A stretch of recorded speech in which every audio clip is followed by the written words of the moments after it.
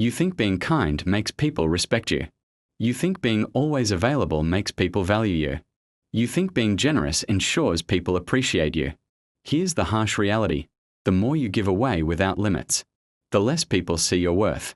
Day after day, without realizing it, you're training others to treat you as if you exist only for their benefit. There are 5 habits most people confuse with kindness that actually destroy, self-respect, weaken your boundaries, and turn you into a doormat.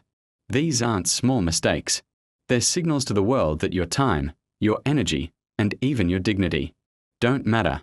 And here's the shocking part. The ancient Stoics figured this out centuries ago.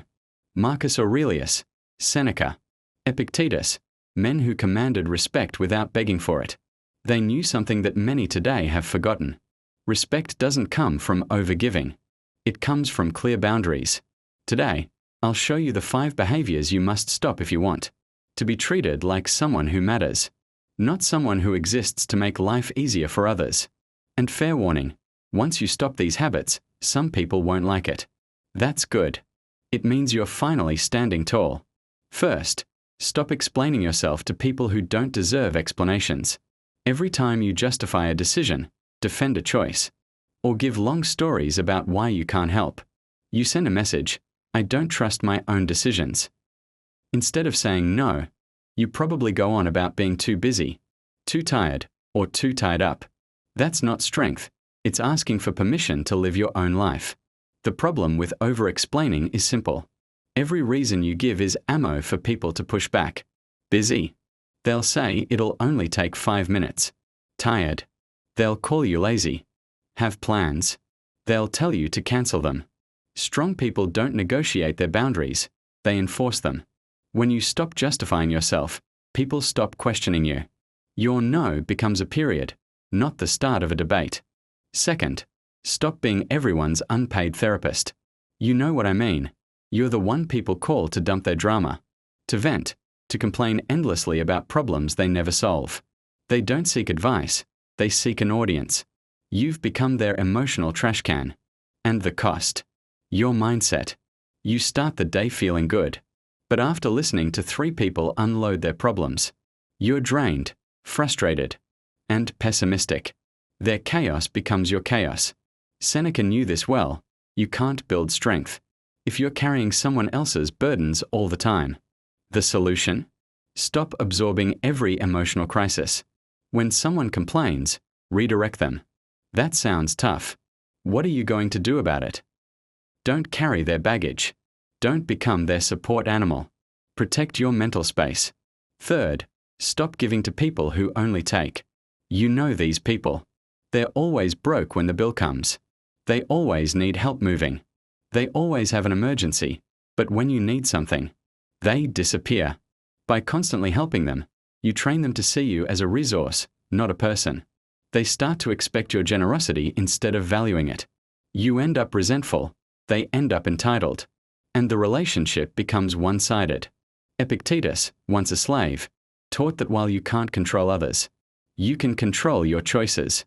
If you keep giving to those who never give back, you're choosing to stay in chains. Generosity should be based on character, not on enabling selfishness. Give to people who appreciate and reciprocate, not those who exploit. Fourth, stop apologizing for existing. Many people weaken themselves by saying sorry for everything. Sorry for asking. Sorry for speaking up. Sorry for being late. Sorry for simply being there. Each unnecessary apology chips away at your confidence. It tells the world your presence is a burden. Your needs are bothersome, and your opinions are probably wrong. Flip it. Instead of sorry I'm late, say thanks for waiting. Instead of sorry to bother you, say do you have a moment? Instead of sorry, but I think, say I think. When you stop apologizing for existing, people start respecting you more. Fifth, stop chasing validation from people who don't respect you. You bend yourself to be liked, laughing at jokes you don't find funny, agreeing with things you don't believe, changing opinions to match the room. But here's the truth. External approval never satisfies. The more you chase it, the less you respect yourself. The more you try to please everyone, the more you lose who you really are. Marcus Aurelius knew it well. Your worth isn't decided by a vote. When you stop needing constant approval, you gain inner strength. When you stop apologizing for being yourself, people start to respect you as you are. Here's what happens when you stop these 5 habits. At first, people will resist. They'll call you selfish, tell you you've changed. They're right, you have. You've stopped being their free therapist, their ATM, their constant yes. You've stopped living for their approval. And here's the best part. The ones who truly value you will stay. They'll respect your boundaries, value your time, and treasure your help, because it's no longer automatic. Your relationships will become healthier, because they'll finally be balanced. The Stoics knew this truth. Self-respect isn't selfish, it's essential. If you don't respect yourself, no one else will. If you don't protect your time, everyone will waste it. If you don't guard your energy, people will drain it. Marcus Aurelius wrote, "How much trouble he avoids who does not look to see what his neighbor says or does." Stop obsessing over what others think. Stop explaining yourself to people who don't care. Stop apologizing for existing. If you're ready to stop being walked on and start earning real respect, it begins here. Subscribe for more, and in the next video, I'll share phrases that instantly shut down boundary violators, and how to recognize people who will never respect you. Drop a comment with which habit you struggle with most.